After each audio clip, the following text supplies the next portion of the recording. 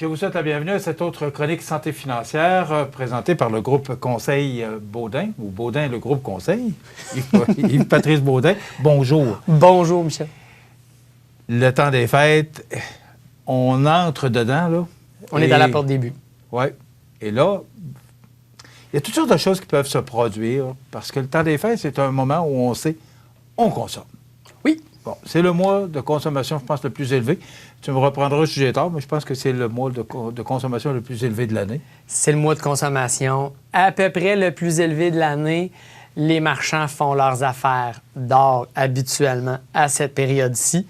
Et les Américains, avec leur Black Friday il y a quelques semaines, c'est la journée, traditionnellement, où les marchands passent de l'écriture à l'encre rouge dans les états financiers à l'écriture à l'encre noire. Donc, c'est le début des profits. Et c'est une période qui est très joyeuse, très festive. Famille, amis, collègues de travail, mais qui est très festive pour le bilan des marchands, des distributeurs de produits. Tout ce qui s'achète habituellement, c'est une belle période pour ça. C'est toujours le dernier vendredi novembre, donc c'était la semaine passée, là. Déjà, c'est passé. Mais oui. Là, on s'enclenche. Qu'est-ce qu'on doit faire attention? Qu'est-ce qu'on doit privilégier? Bon, parce qu'il y a une façon de faire pour éviter, justement, de se mettre dans la misère là, après les fêtes. Là. On veut pas se retrouver dans une situation où, selon le stéréotype et le mythe classique, la carte de crédit est pleine au mois de janvier, février, que les gens viennent nous voir pour faire une faillite ou une proposition parce qu'ils ont trop consommé. Habituellement, c'est peut-être la goutte qui fait déborder le vase, mais ce n'est pas la cause première. Mais il faut quand même faire attention à notre planification. Donc, oui, il y a les conseils classiques. Faites-vous une liste de cadeaux de ce que vous voulez donner. Évaluez le prix que vous allez vouloir mettre. Parce que, bon, ça ne sert à rien de mettre 500 pièces de cadeau sur un enfant de 2 ans. Probablement que l'enfant va être tout à fait heureux avec un cadeau qui coûte 36 $. Donc, planifiez le budget, planifiez la liste des cadeaux. Le budget. Oui, je pense que ce serait la ligne du haut, ça. C'est la ligne du haut. C'est la première chose à déterminer. Combien au total? Après ça, on peut faire des distributions. Mais il faut savoir aussi à qui. Fait que les gens vont commencer par quoi? Ils vont commencer par à qui je veux faire des cadeaux. Je ne les blâmerai pas. C'est la partie la plus agréable. C'est un peu comme si j'ai le choix de planifier mes vacances ou planifier mon assurance vie, qu'est-ce que je vais faire? Je vais avoir plus de plaisir à planifier mes vacances. L'exemple est bon. Donc, c'est une caricature extrême. Ouais. Mais une fois qu'on a dit ça, oui, le budget, oui, la liste des personnes, ce qu'on veut acheter, c'est les deux choses primordiales. Cette année, situation particulière, ça fait 30 ans qu'on n'a pas vu d'inflation. Le mot, vous l'avez entendu dans les nouvelles. On va l'entendre encore. On va l'entendre encore longtemps. C'est quelque chose qui n'a pas été vécu depuis longtemps. Il y a des gens qui n'ont aucune conscience de ce que c'est l'inflation. Et non, on n'est pas à l'inflation de nos parents, nos grands-parents qui ont payé 20 % d'intérêt sur des hypothèques. On n'est pas encore rendu là. On souhaite ne pas se rendre là. Là où il faut faire attention, c'est quand on achète nos cadeaux. Il faut comprendre ce que l'inflation va faire. Tout coûte plus cher. Vous le voyez, que ce soit le morceau de bacon, la dinde va coûter plus cher. Si vous ne l'avez pas acheté avant le Thanksgiving américain la semaine passée, c'est urgent d'aller chercher la dinde. Vous ne voulez pas l'acheter la veille de Noël.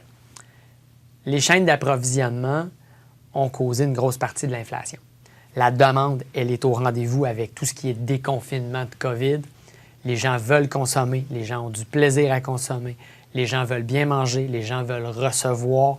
C'est des pressions sur la demande. La demande, elle est haute. La pression de l'autre côté, c'est que les compagnies qui ont confiné, qui produisaient, ont de la misère à reprendre le rythme, et le rythme, il est effréné.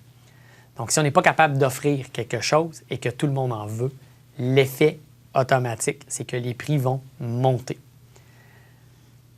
Qu'est-ce qu'on peut faire? On peut faire de l'achat local. Ça, c'est un peu la facilité, mais c'est très agréable aussi. On encourage un artisan, on encourage un marchand local. Donc, l'argent, le profit, reste le plus proche possible de notre communauté. Donc, allez voir vos petits marchands locaux, des amis qui ont des commerces, des amis qui font de la distribution. Encouragez-les. C'est important pour notre économie, c'est important pour la richesse collective ici. Là.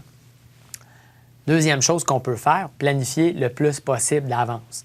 Donc, au moment où vous écoutez cette chronique-ci, que ce soit en différé ou en direct, assurez-vous de faire vos commandes en ligne le plus vite possible et de vérifier la date de livraison. De vérifier? La date de livraison. Okay. S'assurer que si vous le commandez, vous allez le recevoir à temps. Si ce n'est pas possible, si l'objet convoité il est en rupture de stock, là, il faut commencer à planifier le plan B. Les plans B, le danger, il est là. C'est l'équivalent d'un extra dans un chantier de construction. Ça peut coûter très cher. Pourquoi? Parce que ce qu'on veut coûte 30 $. Le plan B, il coûte 50 ou 60. Prenez 5 minutes pour réviser votre plan. Est-ce que je dois payer plus cher pour avoir ma livraison dans les délais? Est-ce que je change d'objet? Et là, si je change d'objet, est-ce que ça va être aussi intéressant comme cadeau? Et à quel endroit je l'achète? Donc, la démarche doit se faire d'une manière ou d'une autre pour chaque option possible. Et là, vous ne voulez pas vous retrouver à payer une fortune, donc il faut que ça cadre dans le budget.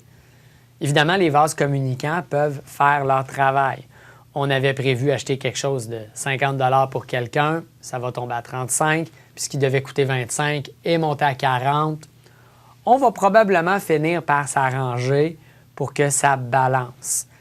Mais gardez en tête la prudence, là. Comme ça, vous n'aurez pas de mauvaises surprises. Mais les dangers, Yves-Patrice, ce sont les cartes de crédit. Le danger, parce qu'on achète, on n'a pas d'argent. On n'a pas d'argent dans nos poches, mais la carte de crédit est là, à la fin du mois ou au mois de janvier, là, le compte va rentrer. Oui. Et là, il faut avoir de l'argent parce que... C'est le danger classique, la carte de crédit. La carte de guichet aussi, à un moment donné. C'est un bout de plastique. Là. Au final, c'est de l'argent virtuel.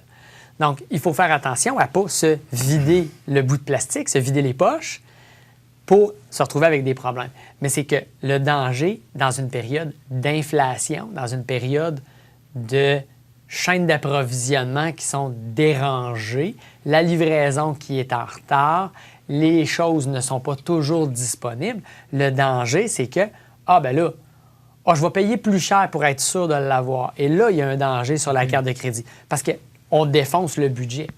Donc, si on a un budget de 500$ puis ça coûte 503 $, bien, c'est correct. OK? Il ne faut pas virer fou non plus. Vous irez vous chercher un café au McDo de moins, puis vous allez avoir rééquilibré votre budget. Mais si on a planifié 500 et qu'on dépense 700, 800 parce qu'on veut contrer la chaîne d'approvisionnement... On veut l'avoir pour les fêtes, là? On veut être sûr de l'avoir pour les fêtes. Puis j'ai décidé que j'allais y acheter ce jouet-là. Je vais lui acheter ce jouet-là. Là, on a un danger de crédit. On a un danger de se vider la poche. La carte de guichet, le compte chèque, il ne faut pas le vider non plus. Le loyer va passer le 1er janvier. L'hypothèque va passer. Les assurances vont passer. Puis, il n'y a pas de vacances des fêtes, hein? Il n'y a pas de vacances des fêtes pour ça. Puis, moi, je trouve ça drôle, mon paiement pour mon véhicule. Moi, il passe entre Noël et le jour de l'an. Mais il passe à la fin du mois, à tous les mois, puis il ne regarde pas s'il y a un congé ou pas. Il va passer. Fait qu'il faut que l'argent soit là. Ensuite de ça, bien, dites-vous que la dinde, quand elle va être mangée, bien, vous allez être obligé de racheter d'autres choses pour manger en janvier. Fait qu'il faut être prudent, puis il faut se dire que l'inflation ne disparaîtra pas parce que Noël va disparaître. Les denrées alimentaires ont monté aussi. Le prix de la viande, le prix du lait. Il y a des discussions à savoir si les prix minimums pour le lait vont augmenter. Tout peut subir une hausse. Il faut le planifier. Il faut réviser le budget à chaque période, à chaque trimestre. C'est une bonne idée de le faire pour voir, je suis rendu où? Est-ce que je dépense plus? Est-ce que je dépense moins? Mais tu apportes un bon point parce qu'on parle beaucoup de cadeaux. Oui. Mais on reçoit dans le temps des fêtes la viande, peu importe, les denrées pour recevoir, ça coûte une fortune aussi. Exact. Et là, il faut prévoir ça. Oui. Et ça fait partie du budget. Là. Si ça coûte, je ne sais pas, moi, 500-600$ pour recevoir, ça va être... C'est un autre budget. Janvier est toujours là. Hein? Oui, mais janvier, votre appétit ne va pas disparaître après la tourtière. C'est clair que l'appétit va revenir. Normalement, d'ici 3 à 6 heures, vous allez avoir encore faim. Une fois qu'on a fait la blague de la chose, quand on fait l'épicerie, qu'est-ce qui coûte cher dans une épicerie? Bien, tout ce qui est transformé d'avance, tout ce qui est prêt à manger.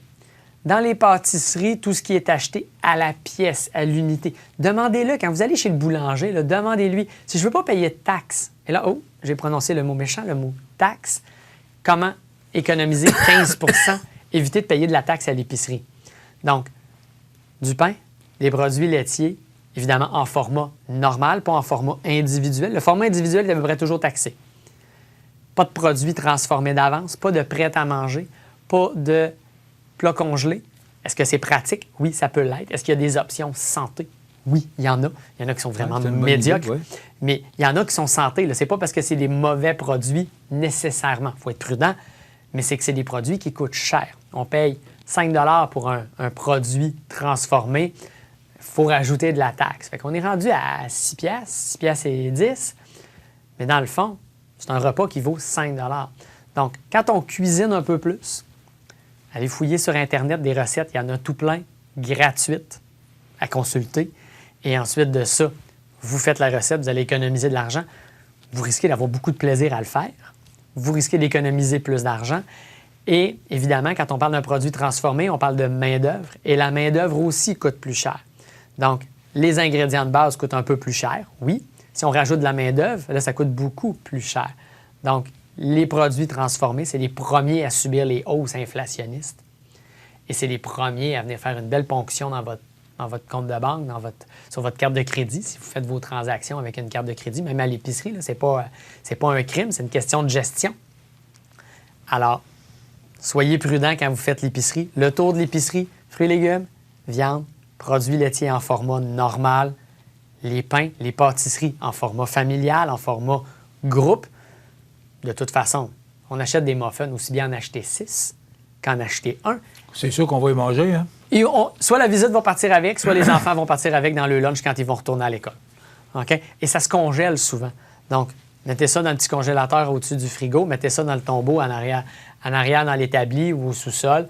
Comme ça, vous allez avoir des réserves et vous allez être pas à l'abri complètement de l'inflation, mais vous allez être un petit peu moins impacté. Ça va faire un peu moins mal et vous allez avoir un temps des fêtes qui va être agréable puis qui va être... Vous allez bien recevoir, vous allez bien manger, vous allez rire, vous allez chanter. On va voir notre monde cette année. C'est super important et ça vaut tout l'or du monde. On va se voir. Soyez prudents, calculez.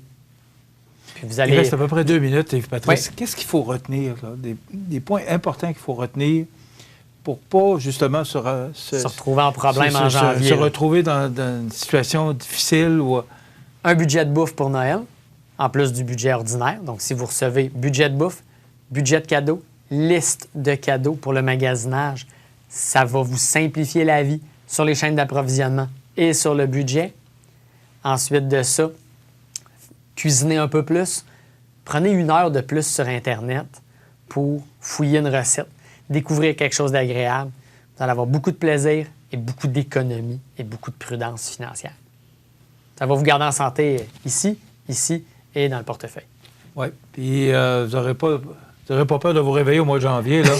C'est-à-dire comment... Parce que ça peut gâcher le temps des fêtes aussi. Oui, ça peut scraper le temps des fêtes quand on se réveille au mois de janvier avec une facture déraisonnablement grosse. Parce qu'il faut penser là, que Hydro-Québec s'en vient, il y a des comptes, puis on sait ce que ça coûte. Là, Exact. Mais l'inflation, comme j'ai dit, ne disparaîtra pas avec le temps des fêtes. Il y a d'autres hausses qui vont finir par arriver.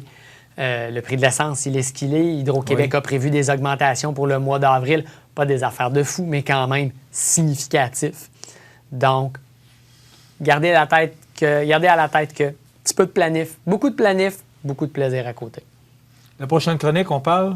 La prochaine chronique, on va parler des bonnes résolutions. On est au mois de janvier, fait qu'on ne peut pas s'en sortir. C'est clair qu'on va parler de ça. Merci beaucoup.